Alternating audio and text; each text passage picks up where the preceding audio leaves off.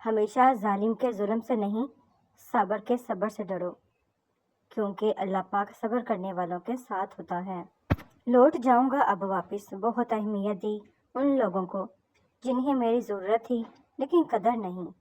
ہر ایک کے لیے دعا کرنے والے بن جاؤ، خدا تمہیں صاحب دعا بنا دے گا۔ کبھی لگتا ہے پتھر بن جاؤں گی میں، کبھی یوں ہی ٹوٹ کر رونے کو جی چاہتا ہے۔ اکیلے پن کا چناؤ ہم نے خود کیا ہے، یہ تعلقات کا برم ہمیں نہ دکھاؤ۔ جنت وہ واحد شاندار جگہ ہے جہاں جانا تو سب چاہتے ہیں مگر جلدی کسی کو نہیں۔ آنکھوں میں آنسو آئے تو خود ہی پونچھ لینا، کوئی اور پوچھے گا تو سودا کرے گا۔ پتہ ہے یہاں سے بہت دور غلط اور صحیح کے بار ایک میدان ہے، میں وہاں ملوں گا تجھے۔ معافی نہایت اچھا انتقام ہے مگر دوبارہ اعتبار حماقت ہے۔ قدر کرنی ہے تو وقت پر کیا کرو۔ تاج محل دنیا نے دیکھا ہے، ممتاز نے نہیں۔ کچھ انسانوں کا متبادل نہیں ہوتا، کچھ نقصان زندگی بھر کے ہوا کرتے ہیں۔ جب کوئی منتظر نہ ہو تو رابطے اچھے نہیں لگتے، جب پڑوسی بھوکا ہو تو مکے جا کر کبوتروں کو دانہ ڈالنے سے بھی ثواب نہیں ملتا۔ حق پر کھڑا ہونے کے لیے کلیجہ چاہیے، تلوے چاٹنے کے لیے تو زبان ہی کافی ہے۔ کھلی کتاب تھی ساری ہی زندگی میری، پڑھا کسی نے نہیں، تبصرے بہت سے ہوئے، محبت نے بغاوت کی اجازت ہی نہیں دی، ورنہ تم کو تو ہم ضبط سے لے کر مکافات تک کے معنی سمجھاتے۔ میں بھی تھا مرکز نگاہ اور راحت جاں کبھی، گویا کہ سوکھ گیا ہوں مگر گلاب تو ہوں۔ عشق ایمان کی طرح ہوتا ہے اور ایمان ہر کسی پر نہیں لایا جاتا۔ رشتوں میں اعتبار کا عنصر نہیں رہا، دیوار و در تو رہ گئے ہیں، گھر نہیں رہا۔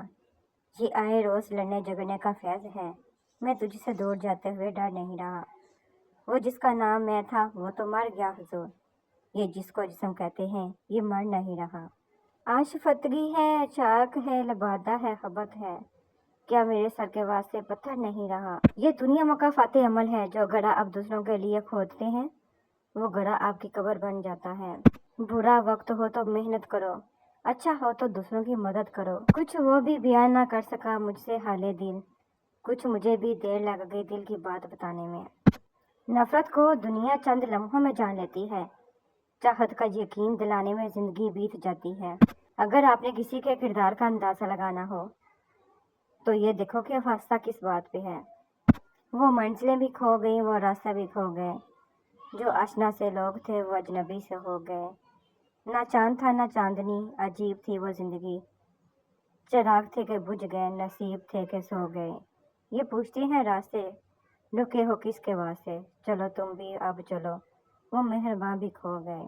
بڑا آدمی وہی ہے جو اپنے پاس بیٹھے شخص کو چھوٹا محسوس نہ ہونے دے۔ کبھی راستے جدا ہو جاتے ہیں، کبھی لوگ خفا ہو جاتے ہیں، اقبال۔ ہم تو سب سے وفا کرتے ہیں، نہ جانے کیوں لوگ بے وفا ہو جاتے ہیں۔